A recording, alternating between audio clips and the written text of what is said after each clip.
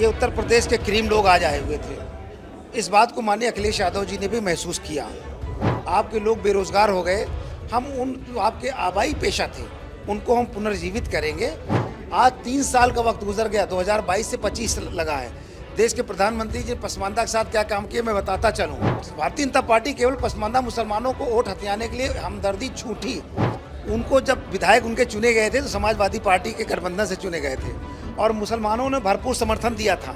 आज जब मुसलमानों पर लाठी भारतीय जनता पार्टी चला रही तो वहीं पर बैठ करके उनका समर्थन कर रहे हैं संजय निषाद और Om Prakash Rajbhar ji. 4 PM news network में आप सभी का स्वागत है। मैं हूं क्षितिज कांत।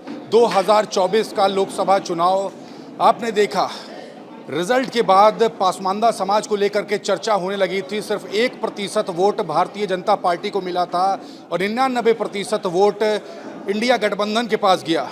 चुनाव से पहले आपने देखा तमाम बैठकें भी हुई जिसमें सूबे के उप मुख्यमंत्री ब्रजेश पाठक और केशव प्रसाद मौर्य ने बैठकें की, जिसमें पासमानदा समाज को लेकर के बड़ी आवाज़ें उठाई गई। लेकिन आरोप ये तक लगे कि गैर मुस्लिम को टोपी लगा करके बैठा दिया गया था। तमाम चर्चाएं थी। हमारे साथ इस समय अनीस मंसूरी जी हैं जिन्होंने कैंपेन तमाम सारे किए। 24 का चुनाव काफ़ी चर्चा का विषय रहा और आज भी आपकी एक बड़ी बैठक हुई है सपा सुप्रीमो के साथ।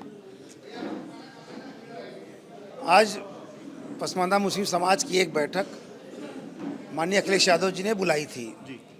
उसमें प्रदेश के सभी ज़िले से एक एक आदमी जो संगठन के जिम्मेदार थे और जो सभी जातियों के चौधरी थे, बिरादरी संगठन चलाते हैं, वो सारे लोग आज आए हुए थे। ये उत्तर प्रदेश के क्रीम लोग आज आए हुए थे। इस बात को माननीय अखिलेश यादव जी ने भी महसूस किया कि पसमानदा मुस्लिम समाज एक बहुत बड़ी ताकत है और हमारे साथ एक लंबे समय से जुड़ा है और आगे भी इसे जोड़े रखना है।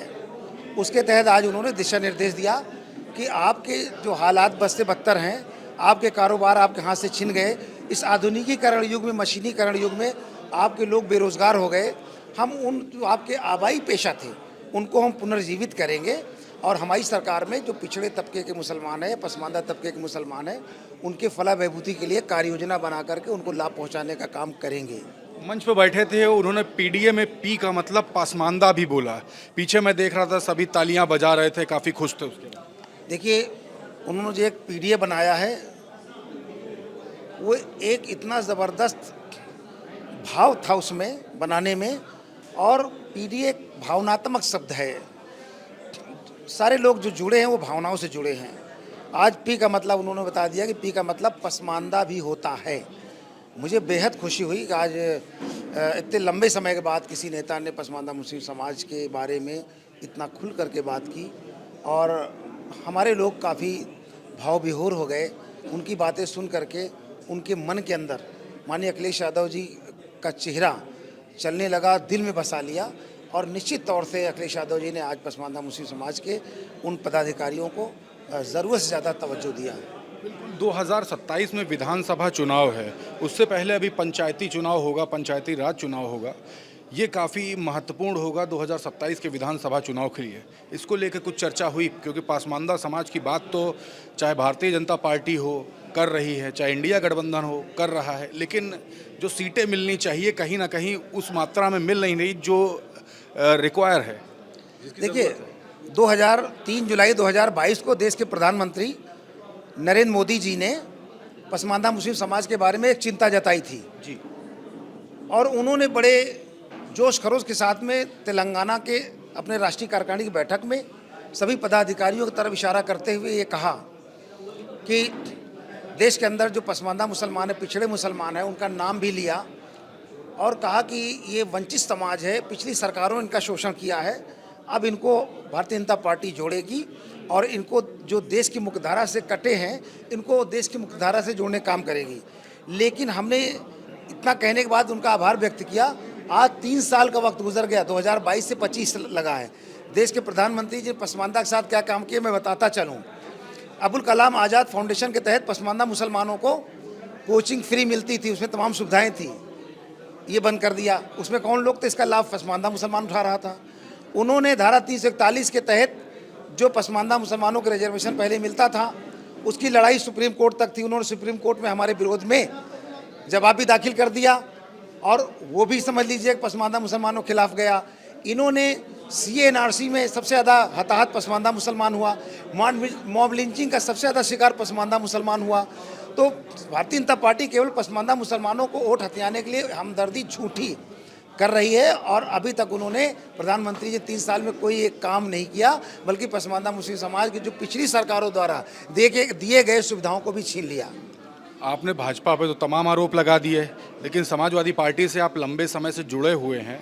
आपके ही समाज के लोग बीच में जब जाते हैं तो उनकी भी डिमांड रहती है कि समाजवादी पार्टी से अगर आप जुड़े हुए तो कुछ सीटें मिले। इस बार कुछ सीटों की बात हो रही क्या 2027 के विधानसभा चुनाव में लेकर, या इसमें कुछ प्रतिशत तय होगा जो अभी जो पंचायती चुनाव होने जा रहा है? देखिए, माननीय अखिलेश यादव जी ने कहा है कि पसमानदा मुसलमानों को उनके आबादी के अनुरूप भागीदारी देंगे, और जहां पहले कुछ भी नहीं मिलता था, किसी एक दल ने अगर शुरुआत की है तो वो समाजवादी पार्टी ने पसमानदा मुसलमानों को धीरे धीरे उनकी संख्या बढ़ा रही है, उनको भागीदारी बढ़ा रही है।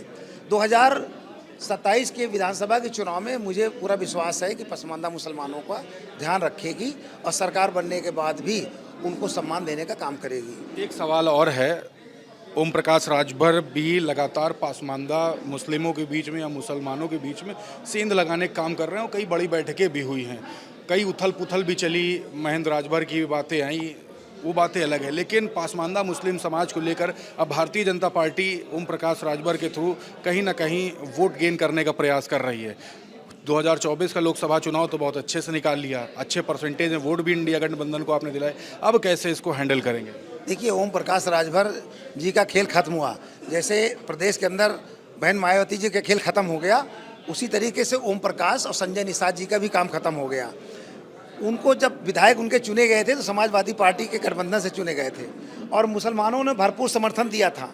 आज जब मुसलमानों पर लाठी भारतीय जनता पार्टी चला रही तो वहीं पर बैठ करके उनका समर्थन कर रहे हैं संजय निषाद और ओम प्रकाश राजभर जी। ये बात मुसलमान देख रहा है, और जिस तरीके से पिछड़ों, दलितों, आदिवासियों के साथ अत्याचार हो रहा है, वहाँ पर ये हिंदू समाज के नेता जो दलित और बैकवर्ड के ठेकेदार बने हैं, इनकी खामोशी इस बात की दलील है कि ये भी भारतीय जनता पार्टी में चूरन चटनी पाने के लिए हमारे लोगों पर जुर्म जो हो रहा है उसको नज़रअंदाज कर रहे हैं।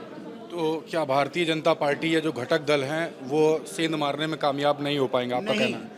ओम प्रकाश राजभर जी का मैंने कहा चिराग बुझ चुका है, वो सेंधमारी नहीं करेंगे। जनता उनको जान गई कि बड़े मतलबी सेल्फिश हैं, वो भारतीय जनता पार्टी के भी नहीं हैं। वो जिसकी सरकार होगी उसके साथ जाकर के लाभ उठाएंगे, लेकिन जब उनके इस बार कोई विधायक जीतेगा नहीं तो वो करेंगे क्या?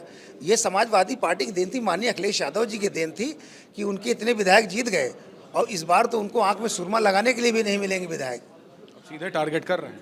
बिल्कुल।